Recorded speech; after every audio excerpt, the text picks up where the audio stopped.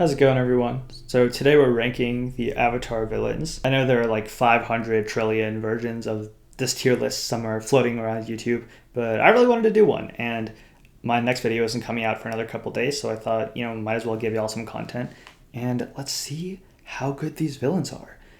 This isn't going to be in terms of power level or even how much I personally like them. It's a tier list based on how well written I think they are. I'm sure you can already see there's some weird stuff going on. Why are these people not in the villains tier list? What do these tiers mean, you might be thinking? Why is Haru here? Let me just explain real quick. Iroh, I don't think is a villain. Every time Iroh is given a choice between doing the right thing and the wrong thing, he chooses the right thing. So I don't really think Iroh's a villain. Throughout the first two seasons, he's just kind of vibing with his tea and his baisho and his belly. Like, the worst thing that Iroh does is pretend to be knocked out so he can cop a feel on June here. But other than that, he's not a villain. Judy is not a character. She is a plot device. She is an extension of Mr. Longfang. June is a mercenary. Her morality is money. Not like she doesn't have any real morality. She just does things for whoever will pay her. And the Mechanist, I mean, he was forced into the situation. I guess you could say he's kind of an antagonist, but he becomes a good guy later, and it's kind of questionable. I don't know. I don't feel right making him the villain when it's pretty clearly the Fire Nation forcing him to do what he does. Yeah, let's get into it. Combustion Man. A. Oh, I guess I should explain the tiers real quick. So C is a bad villain, like a villain who I think is poorly written, who isn't compelling on their own, who doesn't contribute anything to the themes or messaging of the plot, who isn't threatening. I don't think a character needs to have like a lot of depth to be like a good villain. Like, I don't think Combustion Man has depth. He's just kind of there. But I think a villain is supposed to have a certain presence. Whether they have depth or not, whether they have character, that's just kind of a contributing factor that will help them in the rankings, but it's not the be-all end-all at all. The reason Combustion Man is A is because he's so incredibly threatening. Whenever he's on screen, you just feel this aura of like, oh shit, the gang's really in trouble right now. They're forced to flee him multiple times, and the only reason he dies is because he kind of like blows himself up. Like, the gang didn't even beat him through any legitimate means. So Combustion Man is incredible. Super, super threatening, super powerful, super strong villain. May is an S tier villain. She's written so well. I think all of, I'm just gonna well, Azula we'll get to, but I'll put Ty Lee here as well, because I think the reason that they're S is pretty much the same reason.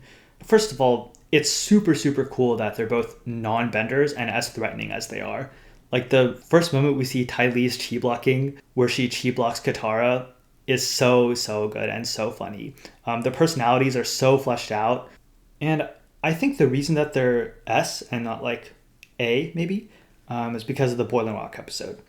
Because May is given a ton of complexity. She's basically forced to make a choice between allegiance to her country and to Azula, or allegiance to Zuko, and she chooses Zuko. And that's really cool. I also think her personality is extremely fleshed out. Like, she's her typical introverted personality, but can also like get angry and can lash out and has values. So she feels fully realized. She feels three-dimensional, and that's why she's a good villain. Ty Lee is a good villain because I don't know if this is 10-year-old me who had a crush on Ty Lee talking, but Ty Lee also is forced to make that choice between allegiance to Azula and the Fire Nation or to Mai, and she chooses Mai. And I just think that's super interesting. This guy, Sandbender, forgot his name. He has one. He takes Appa and sells him. I mean, he's really easy to hate, man. He's just like this man-child who like disobeys his dad and loiters with his friends and steals things. He's such a brat. Like, I remember when Aang is destroying his gliders and stuff, and he still like feigns innocence, and he's just like, how dare you destroy our gliders? And then Aang like has to go on the Avatar site, and then he finally freaking confesses. Like, this guy is so annoying. He's so easy to hate. I hate him. So that's why he's a good villain, because I hate him. I'm a S. A.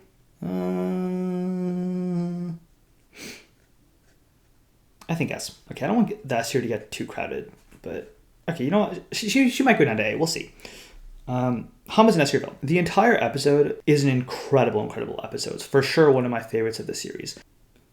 Hama's story is super, super interesting. One thing that Avatar does really well is show that the Fire Nation isn't all bad, and people who aren't Fire Nation aren't all good either. Even people who are incredibly victimized and who might have justified anger towards the Fire Nation can turn evil as well. And that's why Hama is so interesting. Also Jet, but we'll get to him. Hama is one of 2 waterbenders from the Southern Water Tribe left in the world, which is why Katara takes such an incredible liking to her. And that liking is also what allows her to kind of be taken in by Hama. I think it's so interesting and so compelling, Hama's story from being the last Southern waterbender to escaping the Fire Nation prison, and then bloodbending. Bloodbending is one of the coolest things introduced in the series. Like, it's straight out of a horror movie. It's incredibly... There's no like objective thing I can say about this. It's just freaking cool. And it's also cool that Katara uses it in the Southern Raiders to kind of show that she's being unhinged, that she's kind of fallen from grace a little bit. And as an expression of her own anger after she swore to basically never use bloodbending, it's super cool. And that's all there because of Hama. So she's there because she's so threatening, because she introduces bloodbending, and because her story about being the last Southern waterbender is super interesting. S tier villain, amazing. Mr. Longfang. Man, I really don't want S to get too crowded, but you gotta put Longfang here, man. Longfang's so good. He's so evil. He's got the villain mustache that he could twirl. He's so interesting. The City of Walls and Secrets is an episode of Avatar that was actually nominated for an Emmy. And I don't think that awards are the be-all, end-all of rankings and opinions and things, but in this case, they got it freaking right. Longfang is so interesting. He's threatening not because he's this super powerful earthbender, but because he's a political mastermind. He's someone who keeps Earth King Kuei in the dark, and who, although he does, misconception, he is anti-Fire Nation. He does want the Fire Nation to lose the war. He did like send troops and things, but he's just more concerned with his own power in Ba Sing Se. And forcing the gang to actually navigate that political reality is so incredible. And it gives the show another layer than just, we're going to punch things. We're going to bend our way out of every problem. And they're forced to actually... Oh, oopsie. What the heck? And they're forced to actually reckon with the realities of the world, which is that not everything can be solved by fighting. On top of that, he's so smarmy and conniving. He's the head of Ty Lee, but he gets in bed with Azula. That sounded wrong. Azula's 14. But y'all know what I'm saying. He basically sells out his country, kind of, to maintain his own hold on power. He's so easy to hate. He's so easy to root for, and yeah, that's why he's a good villain, because he adds that additional layer of depth to the show. Fire Lord Osai. I have a video on him. He's a good villain. He's not C. He's not B. He's A. Yeah, he's not S. Is he S? I don't know. So here's the weird thing about Osai, is that his influence for the first 2 seasons is very, very background, but it's still there, right? He's the reason that Zuko's face is scarred and that he's chasing the Avatar at all. He's one of the reasons that Azula is such a perfectionist, but he doesn't actually do anything for most of the series. So it's hard for me to put him into S tier because he doesn't add anything depth-wise, narrative-wise, thematically. He does it through his children, which is kind of a strange place to be as a villain. There's only really two episodes where we see Osai get to be a villain, and those are The Day of Black Sun Part 2. And in the finale, he was, I don't know, a little bit underwhelming, a little bit cartoonish. And in The Day of Black Sun, he was amazing because he manipulated Zuko into staying with information on his mother, and then he's such a powerful firebender. But in the finale, he wasn't that great. Like, he was fine. Azula's the one who suggested burning the Earth Kingdom to the ground. Yeah, I'll put him in A. I'll put him above Combustion Man, though. Oh, these are not ranked. Maybe I'll rank them. Actually, this is a fun ranking. Azula is here. No, I'm just kidding. Azula's in her own tier. Add a row above.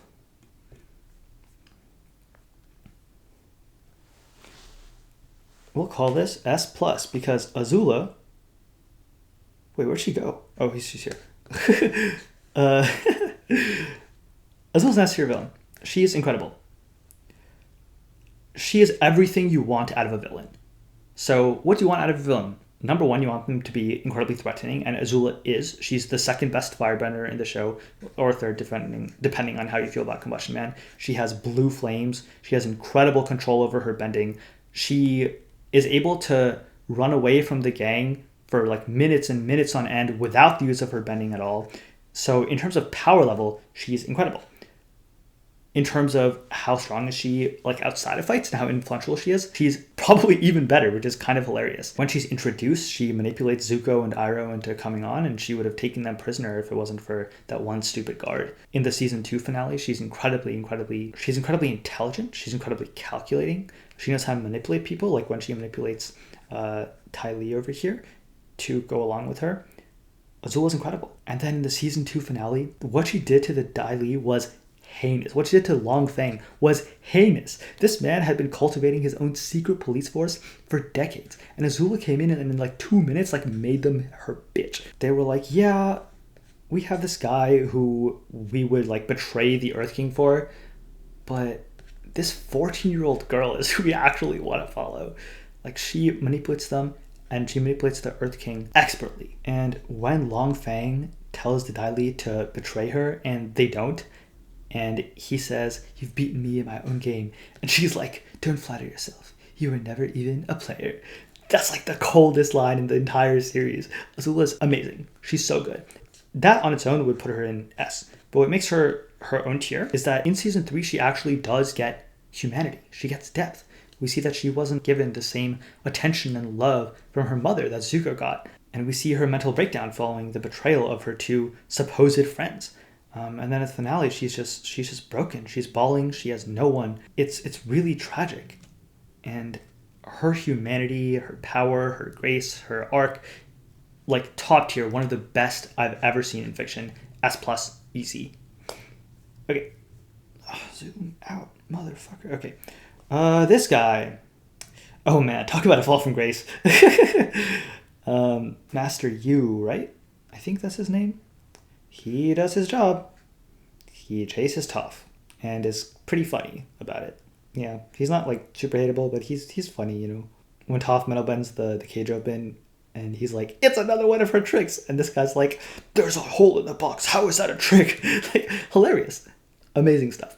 And this guy has no personality, really. He likes money and chases Toph and gets locked in a cage with this guy. Yeah, there's not much else to say. Like, this guy's so boring I forgot his name. What's your name, guy? It looks like Unalak crossed with Kakuzu. Anyway, Jet. Okay, thank God, some good villains. Jet is an S tier villain. I understand y'all might be thinking like Jet's not a villain, but absolutely for the episode that he's introduced, he is 100% a villain the same way Hama is a villain. Like, if you think Hama's a villain because based on what she did to the Fire Nation people, Jet wanted to do the same thing. He was just worse at it. So that's why he's a good villain. Like, for all the reasons that Hama is a good villain, minus the bloodbending, of course, Jet is also a good villain. Like, he's kind of this Peter Pan, like Lost Boys style, like leader. He's so charismatic. The way that, you know, he manipulates Katara and Aang is really, really cool. At the same time, he is incredibly human. He lost his parents to the Fire Nation and now is on a streak for revenge. Aang. Oh, wait, no. Yeah, my bad.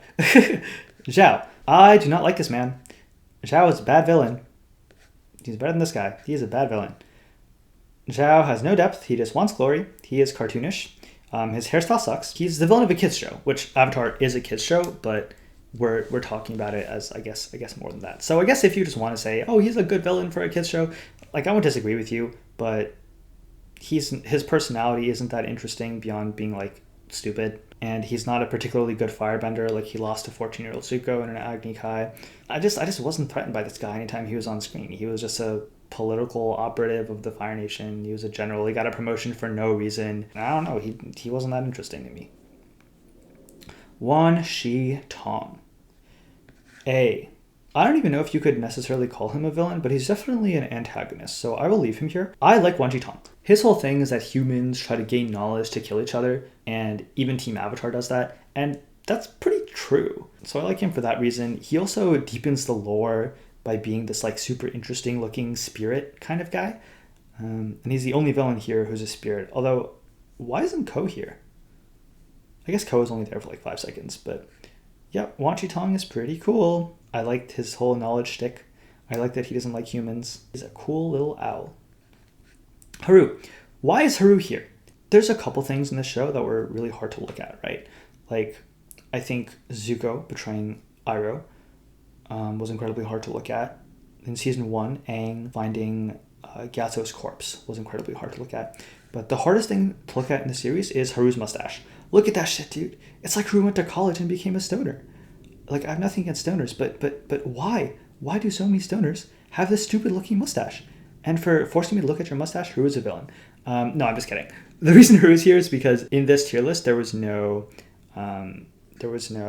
General Thong. And I really want to talk about General Thong, so I've used Haru as a substitute. General Thong is a B-tier villain. Like, he does his job. You know, he was supposed to basically explain why Aang doesn't just go Avatar state all of a sudden. But the reason I want to talk about him is because this man was freaking right. Well, not this man, but he was right. There were people dying in the war every single day. And if Aang just went Avatar state, he could have like won entire battles, entire cities. There were so many people who didn't have to die because Aang was like basically being selfish. And yes, in the episode, the way General Thong gets Aang to unleash the Avatar state is kind of messed up. But you know what else is messed up? People dying. People dying in war. And so, I don't know. I personally was very, very frustrated with the idea that just because General Thong did something kind of shady, that he wasn't right, because he 100% was. And I understand that, you know, the show couldn't develop in the same way if Aang was able to just go into the Avatar state and go to the front lines. But this man was right. He's just better. Okay. Sozin. Okay, so here's the problem with Sozin, right? I really like his friendship with Avatar Roku. I think that's super interesting. And the dynamic they have as friends, where he betrays Roku on the volcano after their complicated history throughout their lives, super compelling stuff, super interesting stuff. If that were all there was to it, I would say A, maybe even S. Probably A, though. Here's the thing about Sozin. We don't really get anything from him on why he started the war and why he became such a crazy old man. Like, why did he start killing the dragons? Why did he outlaw homosexuality? Like, why? I don't understand. Like, he says something about, like, we need to spread our greatness. But, like, Sozin is never portrayed as particularly power hungry. He's portrayed as very humble in the beginning. In the sense that he gives Roku a crown that was meant to be worn by the royal family. So I never understood in the episode why he suddenly turns from someone like that into someone who would kill an entire race just to conquer the world. And because of that inconsistency, I'm going to put him in B, because Sozin has high highs but also low lows. So B tier villain, I think. And Mr. Zuko. Zuko is a villain. He is not like Iroh. He starts out the series as a villain, for sure. So I guess this is Zuko from the first 2.5 seasons before he eventually joins the Fire Nation. Zuko is an S+ tier villain. He's not threatening in the same way that Azula is, or that Combustion Man is, or even like Longfang is with his political power. Zuko is interesting as a villain because this guy will stop at nothing. Like, he will do anything to get his honor back, to find Aang. What he does to even sneak into the North Pole in the first place was crazy. Like, he weathers a blizzard, and he's just like this constant force. But what makes him S+ is because he has so much depth. Like, I don't need to explain that to y'all. Zuko has depth. Zuko is a good character. Zuko, good job, Zuko. And yeah, I think that is all. If Ko the Face Stealer was on here, let's just say Ko. I would put Ko at, I guess, A. Same reason Wan Shi Tong, deepening the lore by being an interesting, like, spirit monster kind of thing. Yeah. Is Paku a villain for being sexist? I don't know. Maybe. I don't really think so. I don't think that makes him a villain. This is all subjective anyway. But yeah. Anyway, I hope you guys enjoyed this video. It was pretty cool. If you want me to do more tier lists, this takes me very little effort to do. It takes me like half an hour maybe to record this, and then whatever post editing probably takes like another hour. So compared to my other videos, which take like 5 to 10 hours each, these are pretty easy to do. So if you want me to do more, let me know in the comments. Remember to like and subscribe and all that. It helps out the channel a lot. I hope you have an amazing day. Until next time.